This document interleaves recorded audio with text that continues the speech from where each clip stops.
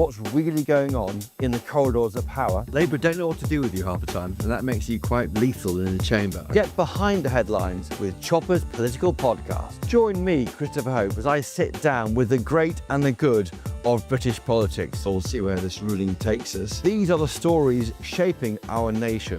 Chopper's Political Podcast, available now on all platforms. Listen in and stay ahead. In the GB newsroom, we bring you the news as it happens. With our team of dedicated journalists across the UK, we're ready to keep you up to date with what's happening every half an hour, every single day.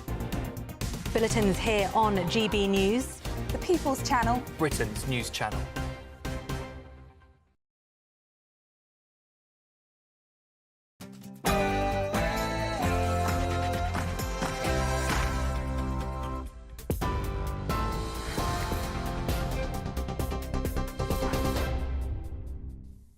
Hello there, very good evening to you. Your latest headlines from the GB newsroom. The Football Association is in contact with the police after Lioness Jess Carter has revealed she's experienced racial abuse throughout the Euros. The 27-year-old will be taking a step back from social media to focus on the rest of the tournament. The England team said they won't take the knee before Tuesday's semi-final against Italy, saying it's clear football need to find another way to tackle racism. Teammate Lucy Bronze is calling on social media companies to crack down on the abuse. I think the social media platforms need to be held accountable more so. We know that millions of people are interacting daily, but there can be more that can be done. People need to be held accountable for their actions, whether it's in person or online. The abuse is not okay, racism is not okay. I think more can be done and more should be done. The Environment Secretary has called the level of sewage pollution in the UK disgusting and pledged to cut incidents in half by the end of the decade. It's the first time the government has set a clear target on the issue. On Friday, the Environment Agency revealed that serious pollution incidents across England increased by 60% last year compared with 2023. The Independent Water Commission's landmark review into the failing water sector will be released tomorrow morning. Steve Reed told GB News the Labour Party will revolutionise the industry.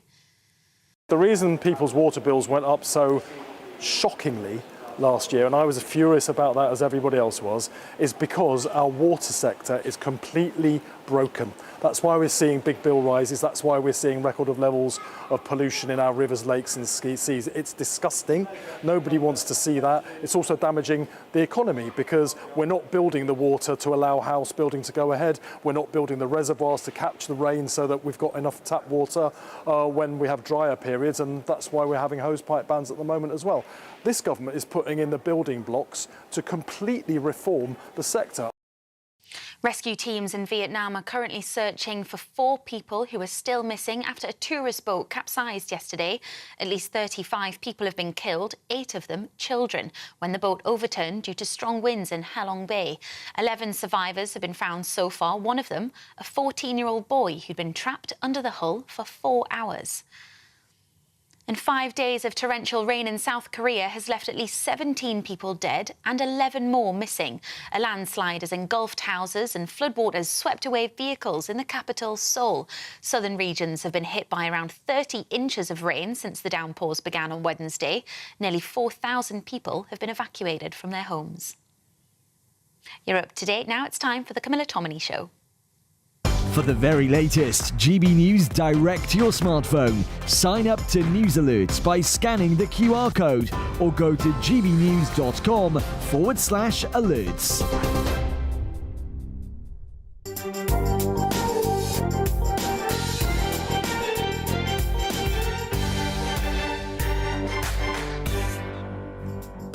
Good morning and welcome to the Camilla Tominey Show on GB News. Another busy week in the political world with the news of that Afghan data leak, the announcement that 16-year-olds will have the right to vote, and 5 Labour MPs losing the whip. We'll be discussing all of that.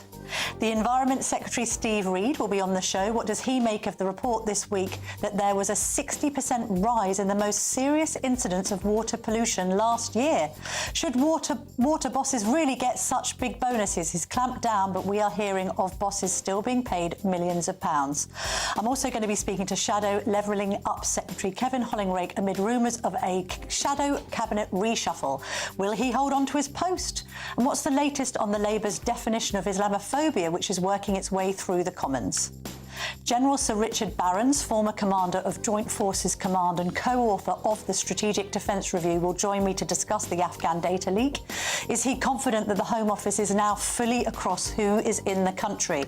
Lord Moynihan, author of Return to Growth, How to Fix the Economy, will join me in the studio. I'm going to be getting his reaction to Chancellor Rachel Reeves's Mansion House speech this week and UK inflation hitting its highest rate for almost a year and a half.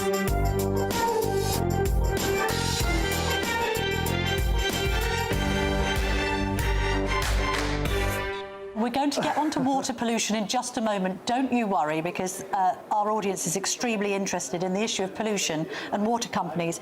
But before we do that, can we just have a discussion about the Afghan data leak? Can you tell us exactly who is here and that their motivations towards Britain aren't negative?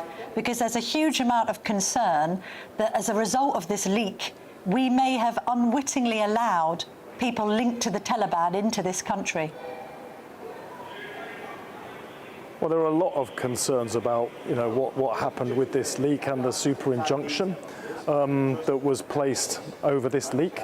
That, of course, happened before the general election. After the election, the incoming Defence Secretary, John Healey, within weeks ordered a review of what had gone on.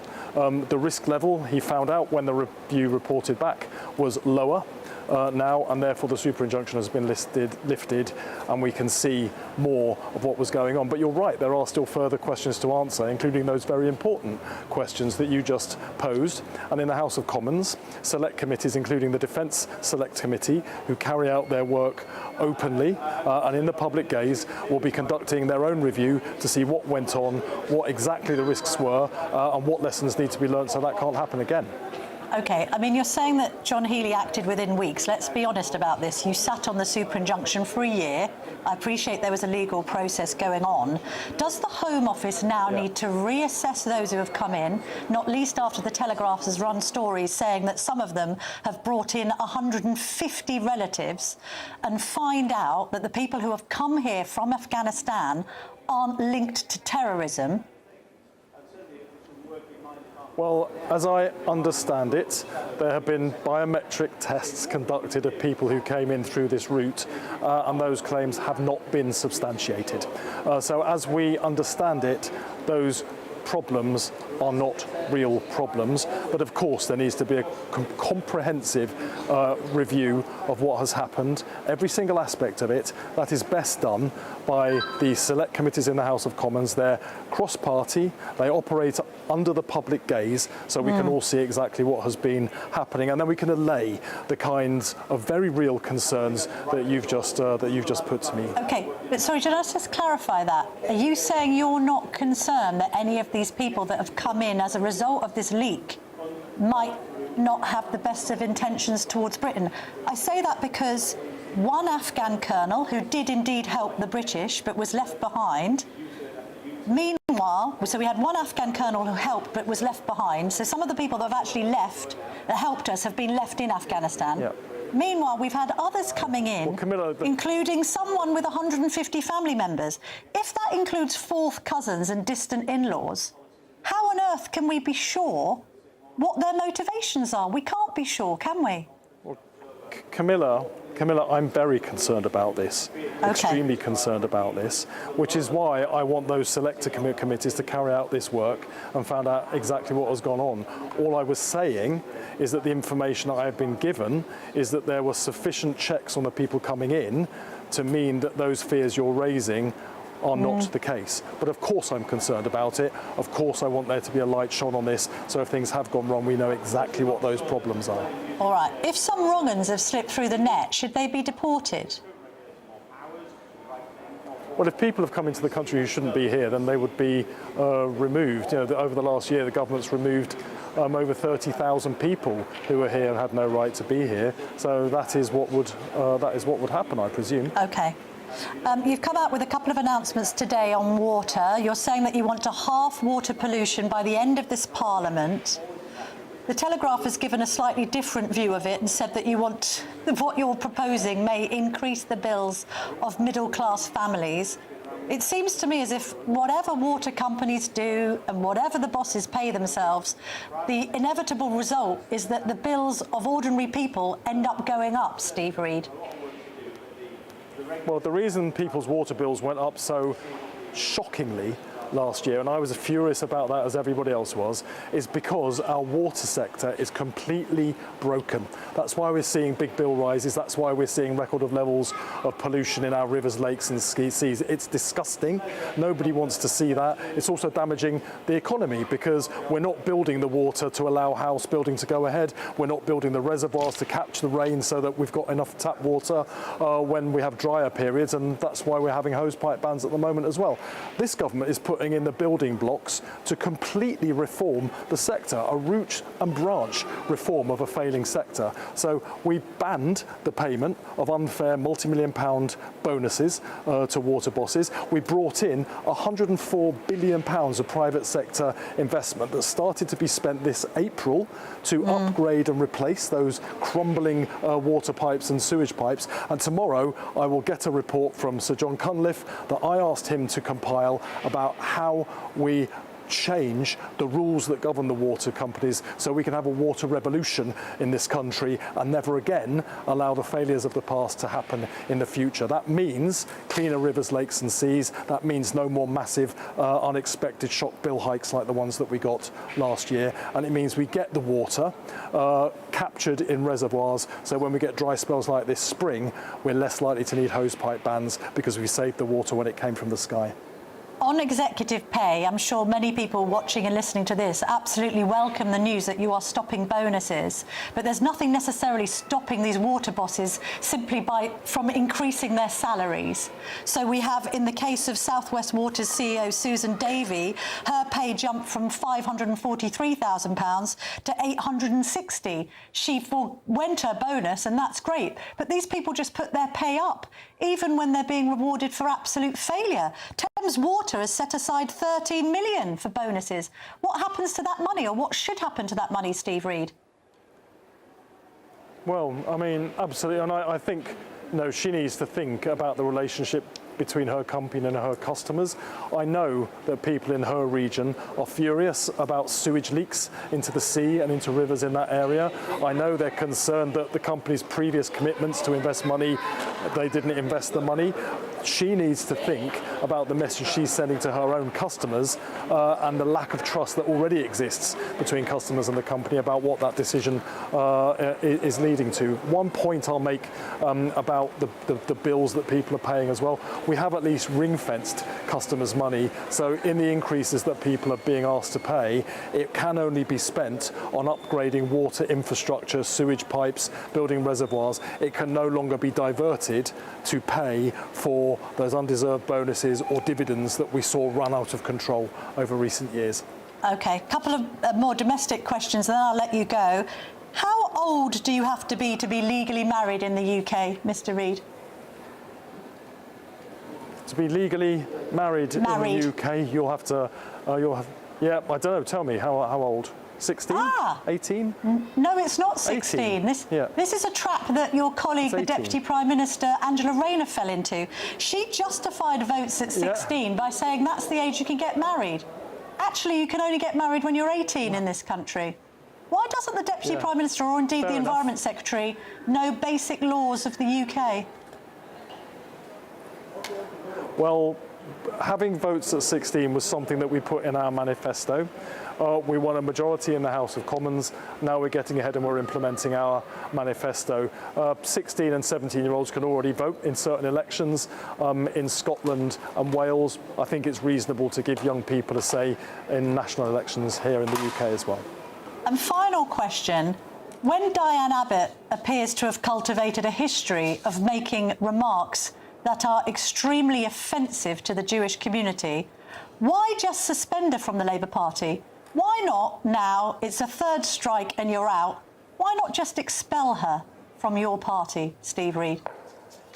Well, she's been suspended, and that means all of those questions are being looked at. It's not for me. I'm not part of the process that will conduct the investigation into what's precisely has happened. They will have the chance to speak to her as well, so we'll have to wait and see. Well, you know, I'm not the person who sets the rules, and I'm not the person that will be deciding the sanction. I think it's right that she's been suspended, but let's just give it the time for the people who are charged with looking into this to do their work, and then we'll find out. All right, Environment Secretary Steve Reed, I'm glad we got to have this chat. Thank you very much indeed for your time this morning.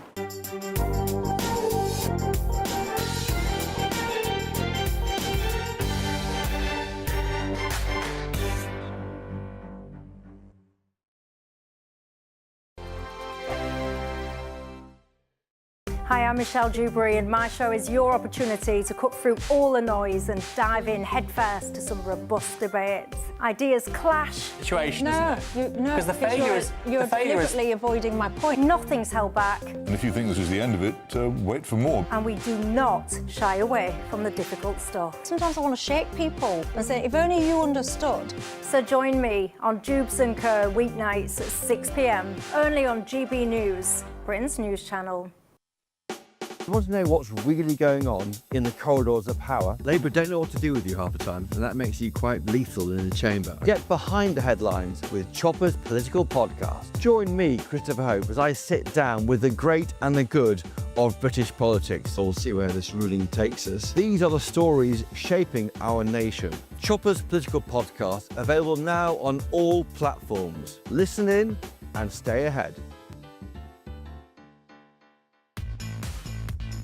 5 hosts, 5 opinions, 5 fearless debates, 5 unfiltered takes on the day's news. 5 reasons not to be anywhere else on Saturday night.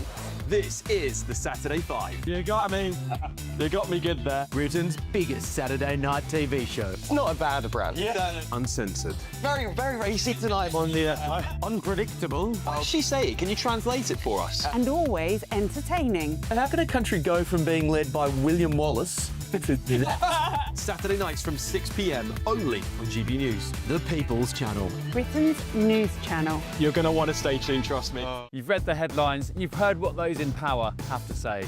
How about now we actually get to the truth? They would pay attention. We go beyond the political theatre and tell you what's really going on behind the scenes. For a massive council tax hike, one of the biggest in the UK. Others follow their lines, but we go off script. You sound like a broken record, you say that week after week. Cutting through the narratives and giving you unique perspectives. That's Ben Leo tonight, Saturdays and Sundays from 9 p.m. on GB News, Britain's news channel. Britain was once the envy of the world. But look around. A nation that no longer knows what it is or where it's going. A country that's broken. How do we fix Britain? How do we bring it back? Friday night with Matt Goodwin at 8 p.m. only on GB News. It's Patrick Christie's tonight, and here we do things differently. It's explaining the absolute madness of this, doesn't it? It's explosive. I mean, this is very good. It's lively. 850. Your government sat there, Sean, and it did nothing. It's controversial. And the Middle East has been in turmoil since before I was born. It's everything you need to kickstart your evening. Everyone's had their Weetabix tonight. I love to see it. That's Patrick Christie's tonight, weeknights from 9 p.m. Only on GB News, the People's Channel, Britain's news channel.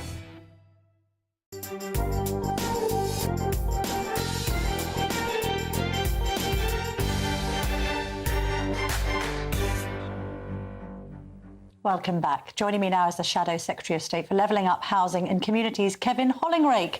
Mr. Hollinrake, lovely to see you this morning. Now, you're a straight-talking man, so I'm going to ask you an extremely straight question. Which Tory or Tories should take responsibility for this Afghan data leak shambles? Well, I think they have taken responsibilities. Ben Wallace was the Secretary of State. I think Grant Shapps was Defence Secretary at the time, and then Ben Wallace following that, I think. So they have taken responsibility. They did the right thing in terms of protecting the names of those people that were released, not by them, of course, but released by somebody in the lower ranks of the MOD. Of course, you can call for somebody's resignation when something goes wrong, but Camilla, in life, things go wrong. What you've got to think about next is what do we do about it now? So, I mean, so you can call for resignations, but those people are not even even members of Parliament anymore. But they sought to do the right thing after somebody lower level in the Ministry of Defence made the mistake of releasing the names of those people. But this is an epic level of bungling, isn't it? We've got a situation where, according to Johnny Mercer, your former Conservative colleague, about 1,000 to 1,200 members of the Triples, who are those Afghan forces that literally fought alongside British troops, should have been given sanctuary in the UK because they literally faced being murdered by the Taliban. We've now got over 25,000 Afghans who have come to the UK, of whom 15 and 16 don't have any right really to be here. We don't really know who they are or who they're linked to. Some of them might be actual Taliban. And the Home Office has lost its grip on who they are and where they are. And unfortunately, the Tories must take some responsibility for that, mustn't they, Mr. Hollinrake? Well, Ben Wallace did. He's been quite clear in his interviews, and you can follow his threads on Twitter. We took a lot of time to make sure the people coming here, and that did, you could say that put some lives at risk. The fact we had to take time to make sure people were properly vetted in Afghanistan before they came here. There's always, of course, that's got to be that balance with people's UK citizens. That's got to be the primary importance. But these people fought for us in other jurisdictions. Sure, we've got a some responsibility of them did. for them. Obviously, mistake happened. Obviously, mistake. Well, and their dependents. Lots of them didn't. We've got to support the. What? Sorry. What Lots of these people didn't fight for Britain. They were just on a list. So what I'm saying is, from your perspective now, in order to try and undo some of this damage, should we retrospectively check every Afghan that's come in, make sure that their claim is legitimate, and if it isn't legitimate, what do we do about them? Well, of course we should. And if anybody's here illegitimately, they should be deported. And though we had a plan for that, of course, in Rwanda, and this current government scrapped it. We could have done that. Of course, it's more difficult to deport people to places back to Afghanistan where you've got the Taliban in control. But we had a solution for these people, like who come from Syria or come from Afghanistan. That was what Rwanda was all about. So you could send people to Rwanda, which would be the right thing to do if people are here illegitimately, and you can't send them back to their home nation. OK, so Ben Wallace leaves office, Grant Shapps takes over, an injunction is turned into a super injunction. Shapps then says on Friday that he's surprised the super injunction lasted that long. He's the one who extended it weeks before the last general election. The conclusion one automatically draws is that you extended that super injunction to avoid embarrassment before the country went to the polls. Well, it's interesting you say that when Labour extended it 8 times themselves. So I don't think that's right. Well, what about I'm sure you people extending made a decision. it? If it was a bad idea for Labour to extend it, you shouldn't have extended it. I didn't say it was a bad idea. You said it was a bad idea. I said... Is it a bad idea to extend a super injunction to protect people's reputations? Well, I don't think it's to protect people's reputations, it's to protect people's lives. That's what it was there for. Now, I'm not close enough to that particular decision to decide whether Grant Shapps was right or the Labour government was right to extend it 8 times, but I'm sure they did it for the right reasons to try and protect people's lives. That's why they did it. Now, it's easy for you or anybody else stand on the sidelines and criticise, but these judgments are difficult. These decisions are difficult, and I have no doubt that Grant Shapps and Ben Wallace made those decisions in the right interests of UK security and the safety and security of those individuals.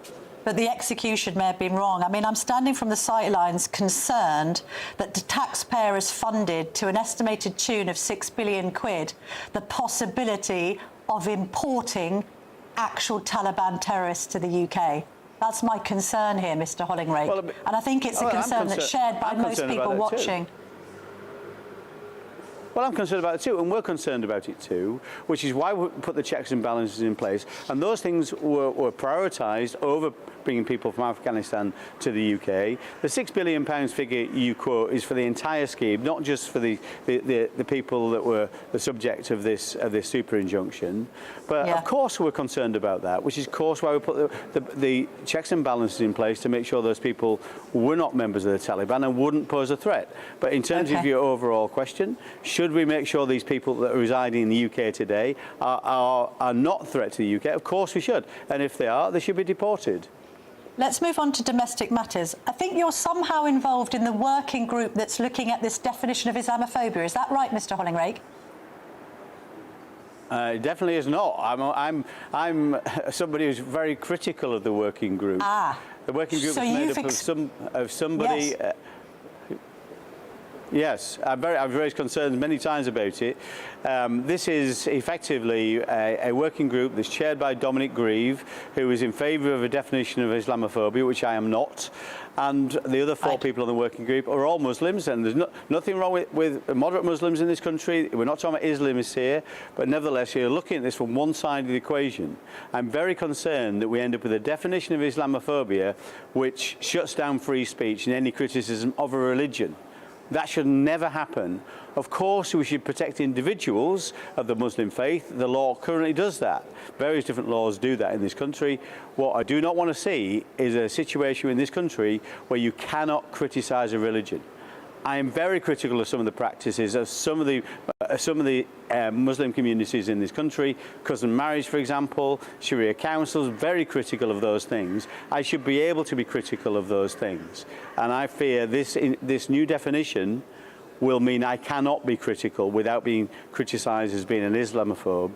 And the most pernicious effect of this, of course, is when our public sector organisations implement this kind of definition, and it will end up shutting down free speech and making sure people in this country are not all treated equally. Some will be more equal than others. Forgive me, yes, because you've said that you think there should be more critical voices in this working group, and you've also raised concerns that the Labour government seems to be keeping the members of this group in secret. We're not finding out who's on this group and which bodies they represent. Well, the members, we do know who the members are, and I've just quoted who they are, but the big thing they were getting wrong was this whole, it's not even a consultation, not a public consultation. They were sharing the position on this, or the questions on this, with a select number of people. The report that they write will then be then presented to Lord Khan, and he will make a decision, as will Angela Rayner, in secret about what they should do on a definition of Islamophobia, which many rational commentators are totally against. So because of the impact on free speech, it's totally wrong. The government's doing it in secret. We are writing to every single Labour MP, Member of Parliament, to say, raise this with your government. They should not be doing this. We want to make sure this doesn't happen, because the implications for our country and for freedom of speech are profound. When it comes to votes at 16, why do only 10% of under 18s want to vote for the Conservatives, Mr. Hollinrake? Has the whole notion of a young Conservative now become an oxymoron? We are seeing many young Conservatives come back to our party, I'm pleased to say. And there's no doubt in the past we've become, because of Brexit perhaps and other things, some young people have turned away from us. I think it was only about 2015, a third of young people supported our party, as did the Lib Dems and Labour, the same percentage as Lib Dems and Labour. But there's no doubt we've lost some of that vote. We need to get that back. And the way we do that is talk about what the Conservative Party is really about. And that's about opportunity. It's about an optimistic message of opportunity and ownership, about buying your own home, starting your own business. That's what powers our economy. That's what we should be supporting and celebrating. And finally, the reshuffle rumours. Have you heard them? Is your position safe, Mr. Hollinrake? Who should go from the shadow cabinet? I have no idea if they're true or not, and whatever Camilla Tominey asked me to do, or if she asked me to do nothing, I'm very happy to support the team. What, so you're saying you're happy to be fired? Of course. If Camilla Tominey thinks there's somebody better to do my job, that's her decision to make. You're a team player, Mr. Hollinrake. Thank you very much indeed for that, the clarity of that final answer. Lovely to speak to you this morning. Thank you. Pleasure. Well, there you have it. Somebody electing to be reshuffled. Probably mean he'll keep his job, actually, because that is taking one for the team. And I tell you what she needs right now, Camilla Badenoch, and that's team players.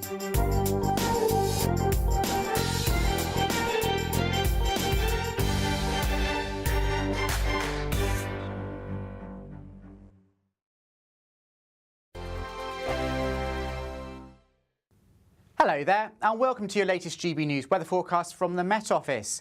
After an unsettled and showery weekend, not a lot will change as we go into Monday, so further heavy downpours and some persistent spells of rain, courtesy of this area of low pressure that's not really moving anywhere over the next day or two, so it's going to maintain that unsettled flavour to the weather with some showers or longer spells of rain. For Sunday evening, the heaviest rain and most persistent rain will be across southern parts of Scotland, moving into Northern Ireland through the early hours as well. So it's here where we're most concerned about some flooding. There are warnings in place, so do check our website or app for further details on those. Heavy showers across the southeast of England as well later in the night, but not a cold night. Temperatures, generally speaking, holding up in the mid to high teens Celsius. So for Monday, it's going to be an unsettled start to the new working week, particularly across the southeast of England, where there'll be some pretty heavy downpours moving in from the south, so some thunderstorms already perhaps possible here. Sunny and dry conditions across parts of the Midlands, eastern parts of Wales, but further north and west, we run into that heavier rain for parts of Northern Ireland, western and southwestern Scotland, with some rain also across the far northeast of Scotland too. So not many places escaping with much in the way of dry weather first thing, and it's going to stay pretty changeable and unsettled through the course of Monday as well. That rain lingers across parts of western Scotland, Northern Ireland, Wales and parts of southwest England for much of the day. Further east, it's a mixture of sunny spells and sudden heavy downpours, some thundery downpours too, some hail and gusty winds, but nonetheless in between the showers, in the sunshine, it should feel quite warm with temperatures in the mid-20s. For Tuesday, we're not expecting it to be quite as unsettled. Having said that, it will be fairly cloudy. There will be some showers around in places and perhaps some longer spells of rain across western parts of Scotland and northwest England. But despite that, it should still feel fairly warm in any brightness. A changeable picture, though, as we go through the rest of the week. A lot of cloud around in general, but in any sunshine, it will still feel pretty warm. Mornings don't have to be tiresome, especially if you have the right company. Wake up to news as it happens, opinion and debate, and of course, a little bit of entertainment too. Because when the kettle's on, we're on. That's Breakfast on GB News, a show worth waking up for. Every morning from 6 a.m. Only on the People's Channel, Britain's news channel. We'll spread the news, you spread the word. From the school run to the home run, watch a new show for all of Britain. He can say whatever he wants. A straight talking show where all voices are heard. And, you know, when are we going to stop talking about smashing the gangs and actually do it? With the stories that matter from every part of our country. There's a bit of a crash landing there for your Chancellor. Bold, fearless and standing up for you. That's me, Martin Daubney, 3 p.m. till 6 p.m, weekdays, here only on GB News. The People's Channel, Britain's news channel.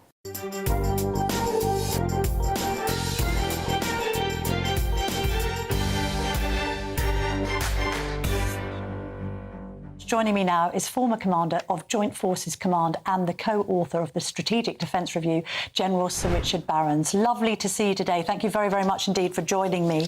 Can I get your reaction to the Afghan data leak story? Because it's taken on a new turn. Obviously, we found out that there are countless Afghans that have been granted asylum here that probably shouldn't have been in the first place. Now a story on the front of the Sunday Times saying that the MOD has unwittingly leaked the names of members of the Special Forces onto the internet for the last decade without any action being taken. This is quite the shambles, isn't it?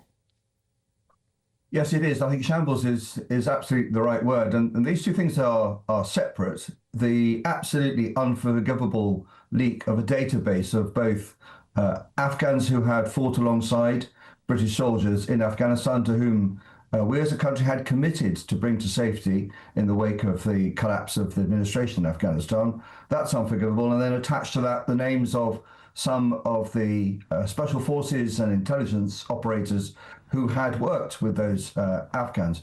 This sort of thing just cannot happen in the world that we live in. And then when it did happen, and I'm sure that will be very carefully investigated, then it is necessary to do what has been done, which is to move heaven and earth to bring those people to whom we have an obligation to safety. The second leak is a list of people in what is essentially a regimental or house magazine. It's a magazine with a tiny circulation that tells people in a given regiment where the people that they know are. And it turns out that for many years, those lists, which were never intended for wider distribution, make pretty clear that some names are attached to the special forces, and that just cannot work in the world we live in now, because not many people are interested in these magazines, but the Russian and Chinese embassies most certainly are. Yes, it would have been fine perhaps for them to have featured in the magazine 25 years ago, but not when we're all on social media. How concerned are you that we have allowed people to come here who might not have Britain's best interests at heart? We note that 1 in 16 Afghans identified in the data breach had general claims for asylum. That means that 15 in 16 didn't. We also suspect perhaps that people who might be linked to the Taliban have been able to come here, according to the Telegraph yesterday, some with literally not just dozens, but hundreds of relatives.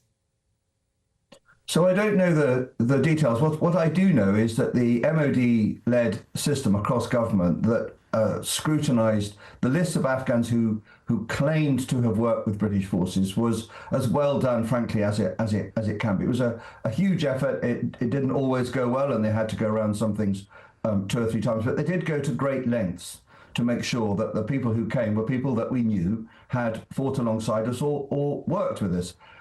Does that mean that some people slipped through it? Almost certainly, and I think inevitably that's partly a price to pay for the requirement to bring people who we did fight with back here.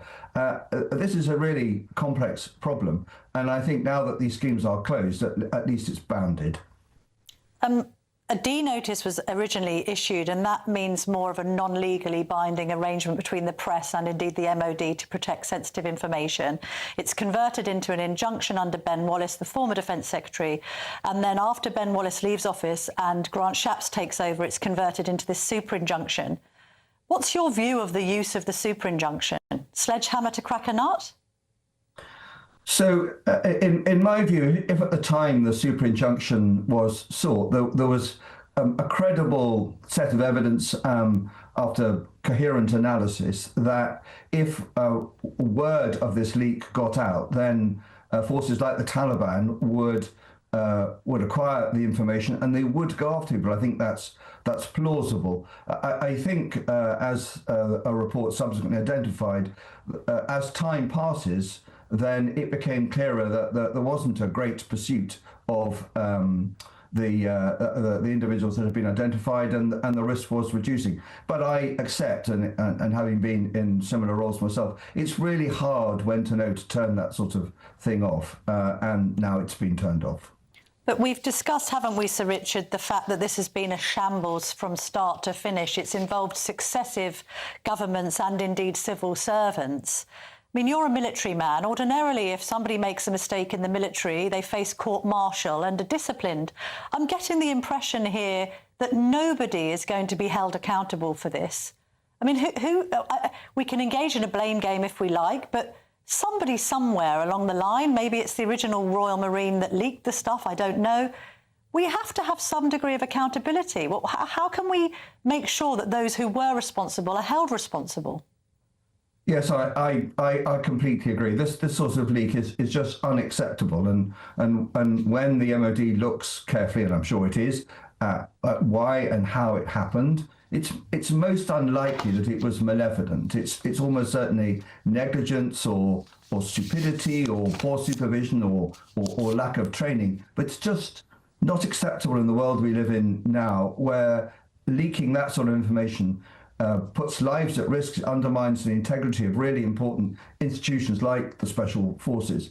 And we now operate in a world of much greater risk and challenge of state confrontation and conflict. And the stakes are much higher. So this cannot go on, and people will have to lose their jobs if they are guilty of this sort of mistake. I mean, maybe we need to see each defence secretary involved, so Wallace, Shapps and indeed Healey, hauled before the Defence Select Committee and answered questions about what they knew when they knew it and what they knew about the shambles that was unfolding at the MOD on their watch. What other way is there for the public to demand scrutiny?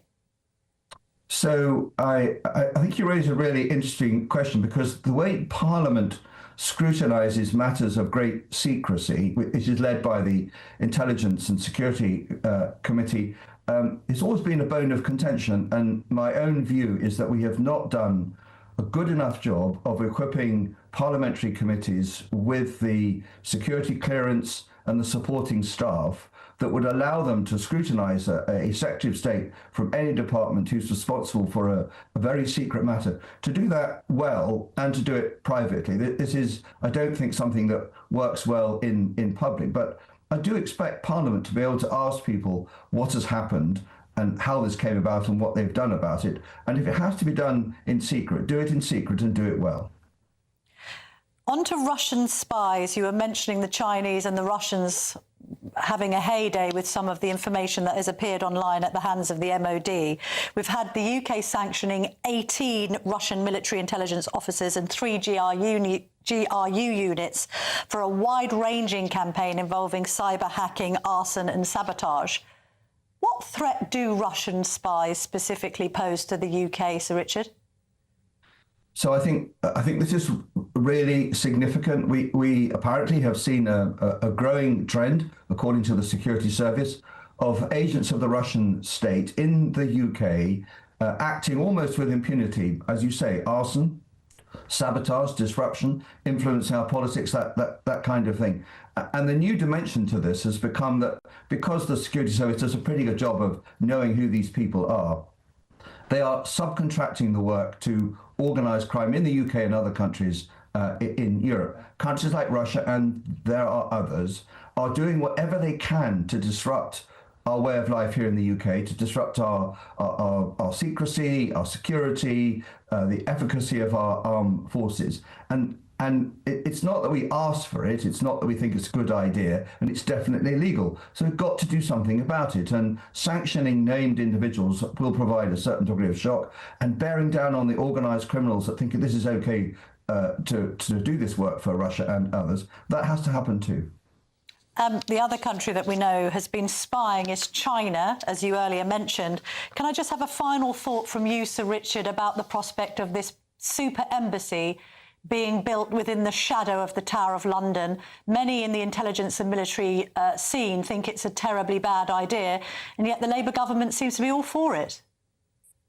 So I think the only justifiable criticism of the location of that Chinese embassy is if it somehow gave that building access to the cables that deliver the information that essentially makes the city and national life operate. Personally, if I was assured that building would not have any greater access to that kind of information than a building anywhere in London, then I think the objection would be much reduced. And we have to recognise China is a huge force in the world now and in the future, and we are going to have a discussion with China. We're going to have to recognise China will act only in China's interests. So they are going to have an embassy. It's got to be somewhere. Of course, they will prosecute a very skillful and frankly at-scale espionage effort against the UK, as other countries do to each other. But the location of this building, I think, is a technical thing that can be managed. But let's make sure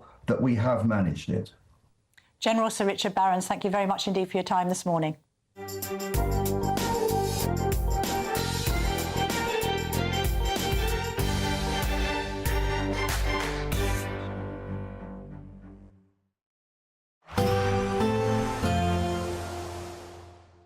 Can't wait to get in that sea. Lovely and warm. Just like the feeling of having great travel insurance. All Clear Travel Insurance sponsors GB News Travel Destinations Forecast.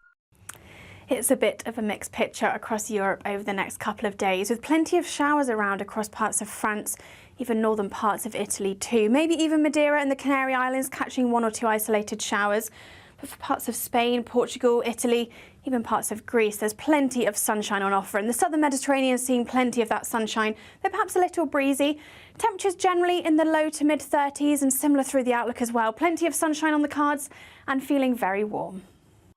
All Clear Travel Insurance sponsors GB News Travel Destinations Forecast. At GB News, we love to hear from you, our loyal community. So drop us a line at gbnews.com/yoursay. There you can talk to each other and also to the presenters live on air.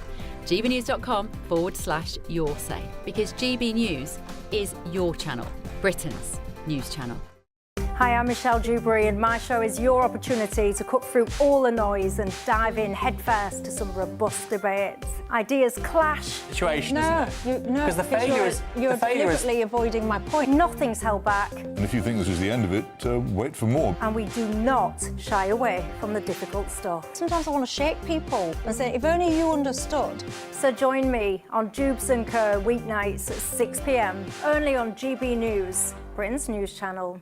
Good Afternoon Britain isn't just about us. The wonderful thing about this programme is it's about everyone watching. It's an interactive programme. Well, there absolutely is something to see here, and we're going to be talking about it more. Whether it's breaking royal news, please bring us up to date, or indeed a particularly punchy speech in the House of Commons. Very, very curious. We bring it to you live, and then we bring you live reaction as well.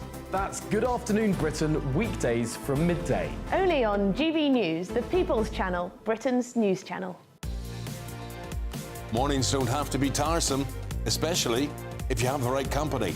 Wake up to news as it happens, opinion and debate, and of course, a little bit of entertainment too. Because when the kettle's on, we're on. That's Breakfast on GB News, a show worth waking up for.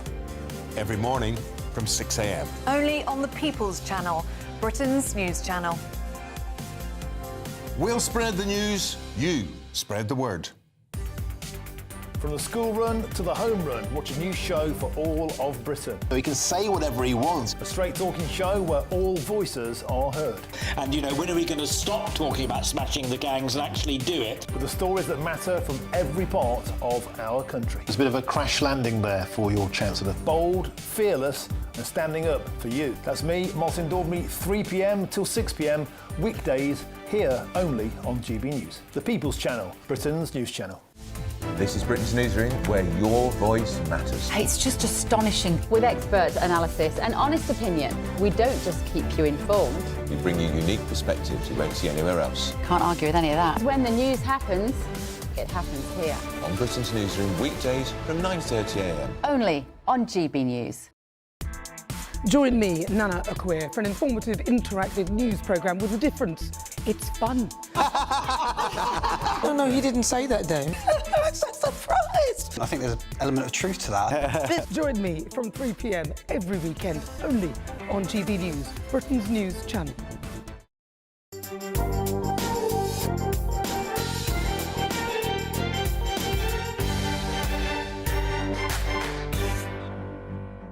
Welcome back. Joining me now is the Conservative life peer and author of Return to Growth, How to Fix the Economy, Lord Moynihan.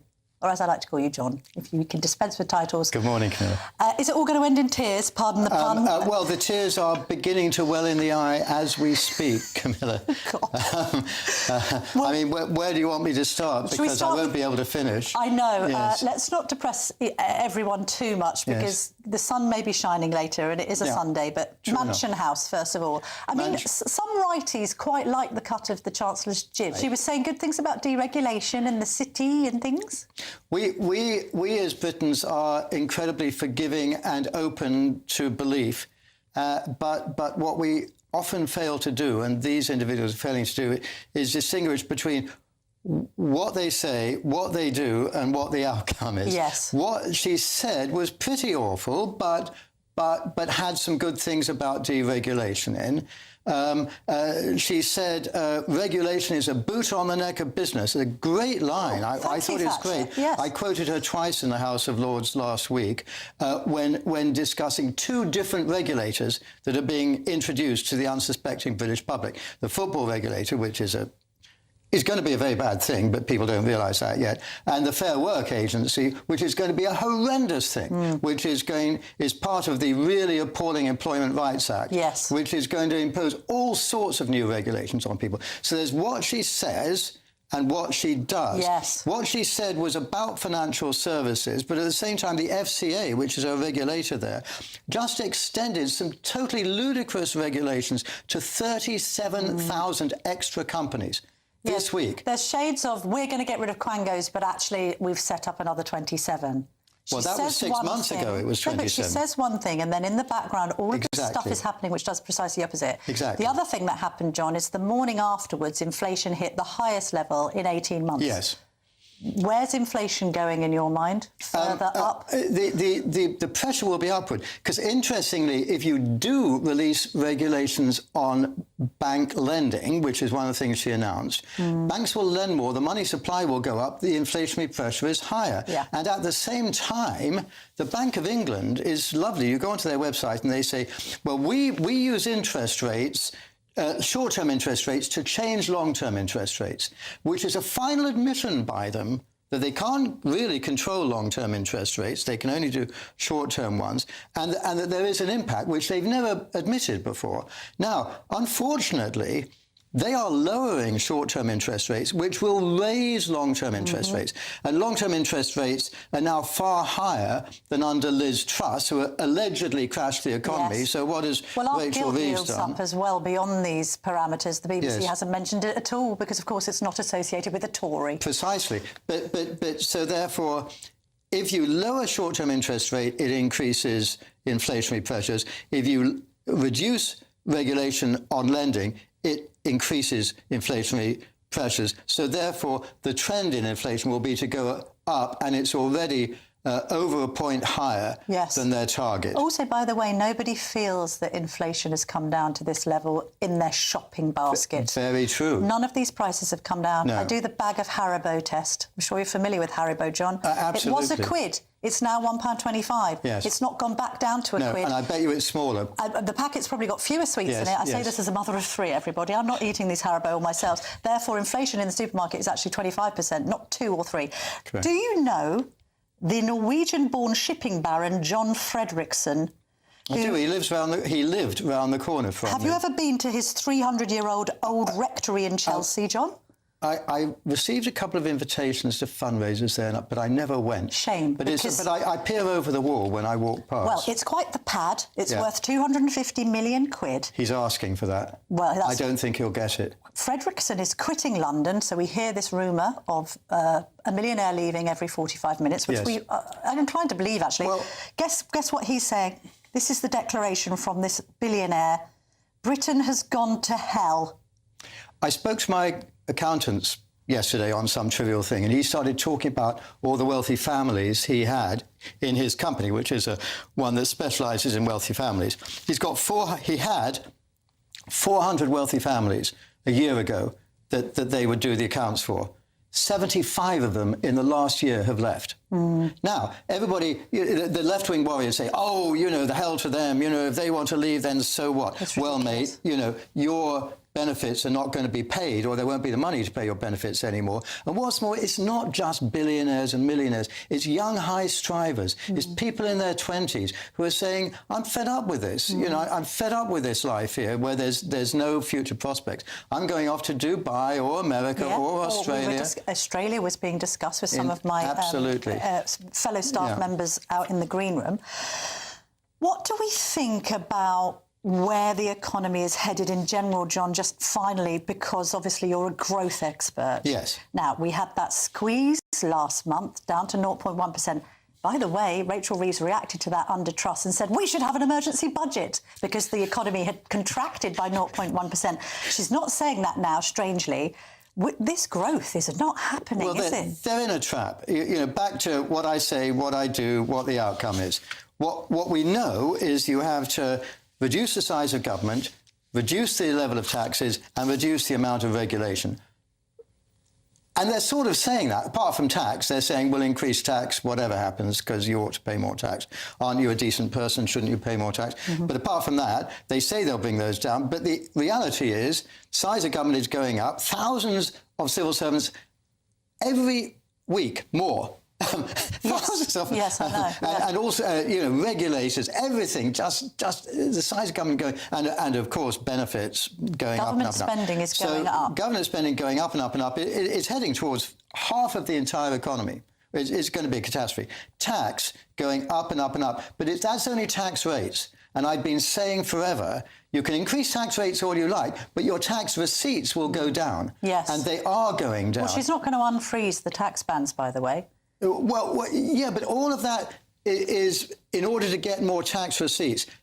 They won't get more tax receipts, and I've been saying this for years. The Laffer curve. It's basic economics, John. Precisely. And what happens is that rather than pay those taxes, people are leaving, or people are shutting down their business, or people are just not bothering to work.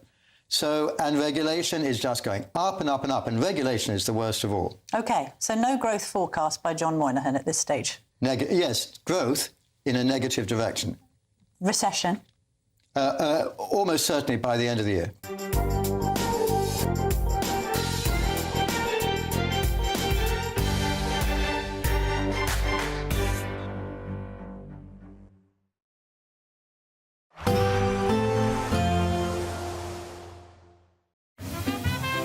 Heavy showers first thing will be followed by a warm, cosy day. Boxed Boilers, sponsors of weather on GB News. Hello there, and welcome to your latest GB News weather forecast from the Met Office. After an unsettled and showery weekend, not a lot will change as we go into Monday, so further heavy downpours and some persistent spells of rain, courtesy of this area of low pressure that's not really moving anywhere over the next day or two, so it's going to maintain that unsettled flavour to the weather with some showers or longer spells of rain. For Sunday evening, the heaviest rain and most persistent rain will be across southern parts of Scotland, moving into Northern Ireland through the early hours as well. So it's here where we're most concerned about some flooding. There are warnings in place, so do check our website or app for further details on those. Heavy showers across the southeast of England as well later in the night, but not a cold night. Temperatures, generally speaking, holding up in the mid to high teens Celsius. So for Monday, it's going to be an unsettled start to the new working week, particularly across the southeast of England, where there'll be some pretty heavy downpours moving in from the south, so some thunderstorms already perhaps possible here. Sunny and dry conditions across parts of the Midlands, eastern parts of Wales, but further north and west, we run into that heavier rain for parts of Northern Ireland, western and southwestern Scotland, with some rain also across the far northeast of Scotland too. So not many places escaping with much in the way of dry weather first thing, and it's going to stay pretty changeable and unsettled through the course of Monday as well. That rain lingers across parts of western Scotland, Northern Ireland, Wales and parts of southwest England for much of the day. Further east, it's a mixture of sunny spells and sudden heavy downpours, some thundery downpours too, some hail and gusty winds, but nonetheless in between the showers, in the sunshine, it should feel quite warm with temperatures in the mid-20s. For Tuesday, we're not expecting it to be quite as unsettled. Having said that, it will be fairly cloudy. There will be some showers around in places and perhaps some longer spells of rain across western parts of Scotland